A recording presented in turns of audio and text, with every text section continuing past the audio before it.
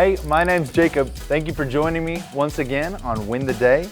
Today we're going to be looking at the Book of Ruth.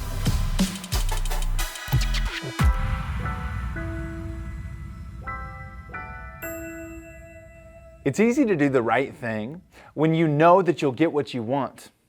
But it's hard to do the right thing when times are difficult and you don't know what's going to happen. Like if a student had an opportunity to copy down the answers to a test, they'd be sure of the grade they'd receive. But if they went ahead and took the test themselves, then they don't know what's going to happen.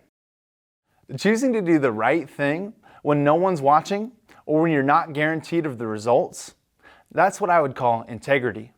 And integrity is what the Book of Ruth is all about.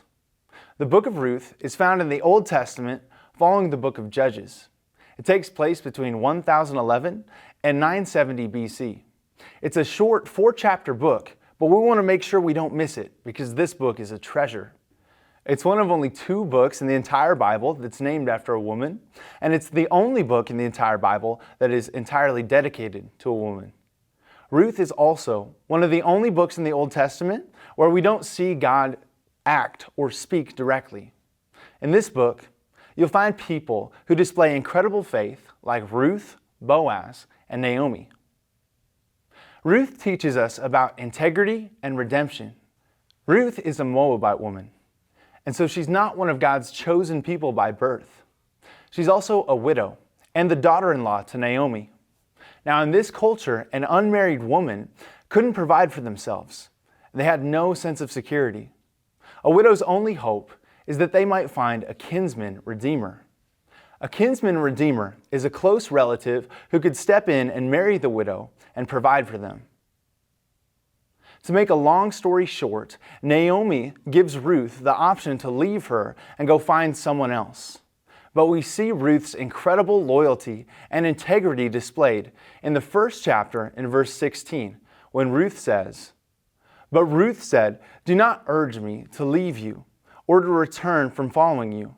For where you go, I will go. Where you lodge, I will lodge.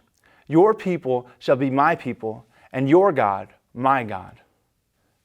God honors this integrity of Ruth by providing for her.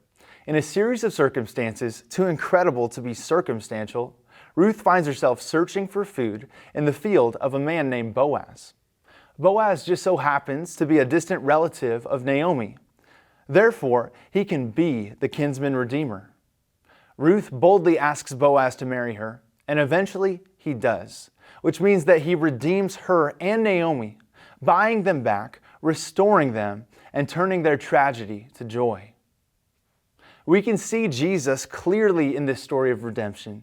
Jesus entered into our story and became our relatives by taking on human flesh. He lived a perfect life, which allowed him to take our sin. By his death and resurrection, he paid for it. He got rid of it, and he redeems us back to himself, restores our relationship with God so that we can be with him forever. We can see the story of salvation and God's heart for all nations in the fact that he chooses this non-Jewish woman to be a distant ancestor to King David and ultimately to King Jesus himself. So what can we learn from the story of Ruth? We can see that doing the right thing sometimes seems like the hardest thing. It's difficult to step out in faith and honor God, especially when we don't know what the results will be. But we know that he sees us. We know that he cares for us. And we know that he will provide for us as he has already provided everything that we need through Jesus Christ. So may we follow the example of Ruth and live a life that reflects the loyalty and the honor and the redemption of Jesus.